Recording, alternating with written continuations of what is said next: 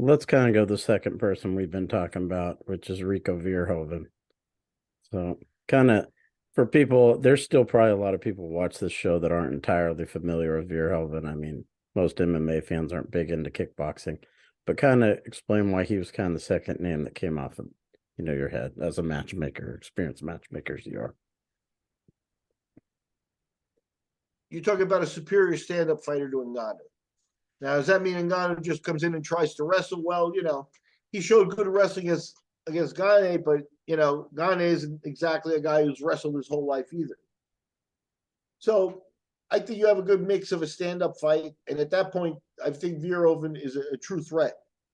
He's a big, younger, he's the same age or a little bit younger. And since the semi-shield Ernesto Hoost era, he's the guy who's clearly risen to the top in the sport in the heavyweight division.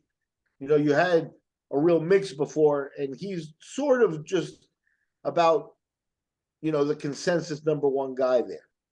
So he hasn't lost in almost 10 years. And I think that because of their European ties and because that's part of the expansion that the PFL was going to do, that would be probably the biggest show they could do on the European continent.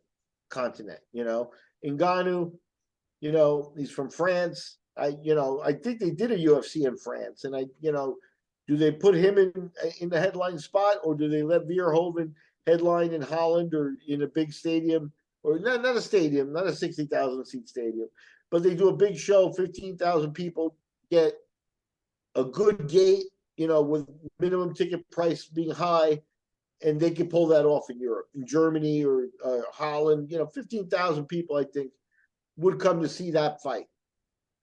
That'll give you a decent live gate. And then in the UFC, in the United States, Lesnar would help you on the pay-per-view end. But again, you're going to try to advertise Lesnar and not and have to send a video crew to Lesnar's gym if you're even going to show him in your promos, because there's not a lick of video that you have in any PFL library or anything like that of this guy that you can use. That's going to be a factor in selling the fight, So yeah, there's a lot to it there. I don't think Lesnar is the optimal opponent. Let me ask you this though, kind of piggybacking off that. I would say obviously PFL's core audience is in the U.S. at this point. How important is it for them to do it here, or if they do a show in Europe, what's the trade-off there? You've been behind shows, obviously, with Bodog, so forth, hook and shoot. Excuse me, I'm still skeptical about a lot of the PFL, what they're talking about. I listen to Dan Davis. He sounds like, obviously, one of those upper echelon business guys that, talk a certain kind of language. I don't see a huge amount of depth of MMA knowledge. Now, is that worth everything? I don't know, but, the UFC always had that. They were always the big company, the first company, the guys, and then Dana now, if you're going to try to match him on experience, good luck. You know what I mean? So I think they have to be more corporate and less, So now they're talking to me about things like, yeah, they decided, they put Ngannou for the board in their Africa expansion, which they had planned for 2027 and have now moved up to 2025. They got nothing done in Africa. Come on. I mean, whatever's there is in preliminary talks. There is nothing guaranteed of any of that coming to fruition. And I'm of the opinion you have to show me. And other, the NFL tried to expand even to Europe and found it hard to gain a new audience where there are already people that have their fanaticism and stuff like that. You do have to sacrifice a little bit. In Africa, who knows what they're facing in terms of, regional powers and things like that. There are very rude, very real competitions of fighting in Africa, where they wrap their fists and punch each other, and there's a wrestling element involved and stuff like that. Who knows what you could do to sell a fight, but then now you're into the firm salesmanship of a fight, and you're away. I think Verhoeven gives them the most pure competition that I can think of right now, off the top of the head. Right, but what I mean is, I think me and you feel like maybe Verhoeven's the most logical choice. If they did the show in Europe, does that hurt them as far as, they got this big signing because they wanted to get kind of a big pop in the US from it? You know, that's the thing. I'm of the opinion, and it's just my opinion, but I'm of the opinion that Ngannou, as a Frenchman, an African and a Frenchman, you know, that he is not the A side of a major fight in the United States. And I stick by that, which is why Tyson Fury and him become, because Tyson Fury will hold up the A side all day long.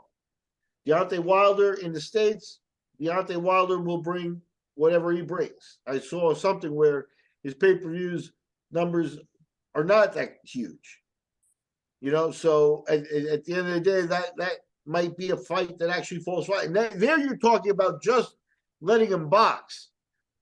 So for MMA, the interesting part about what Dan Davis said to me was that he promised that he'd heard the Fabrizio Verdun rumor, and that he promised to do better than that. And I think that that's very interesting. I think that's a good call. I think I'd like to see better than that. Verdun would be a little bit of a disappointment, and they could say that he might do it in Brazil or in Mexico, and a stadium and stuff like that. Man, stadium shows. I think there may be 5 guys on the planet that can hold up stadium shows. Canelo, Tyson Fury in the MMA world. The John Jones and Ngannou fight they could have maybe put in Dallas Stadium, or at some point when they reach for that. But with Ngannou being the A side in the States, they're not going to reach that level. They're not close to that level. Lesnar might help them with that A side, but again, Lesnar has a little bit. He's mid-40s. He's coming off a bunch of flat years wrestling where he hasn't done a lot and showed me a lot of athleticism or moves in the ring. Maybe he's taking care of himself, but it doesn't look great. And he didn't want to compete last time when the UFC threw a boatload of money on him. He said, "Nah, I'd rather do this." And so money's the most important thing to him, and I think he'll get matched. He could help on the pay-per-view side, but again, then they're really Ngannou's a tweener. He's not, a huge draw that we can trace to, and where like he cracked the top 10 pay-per-views. If he did, it's because the other guy was, I can't. I just don't see him there. I don't think he's the draw.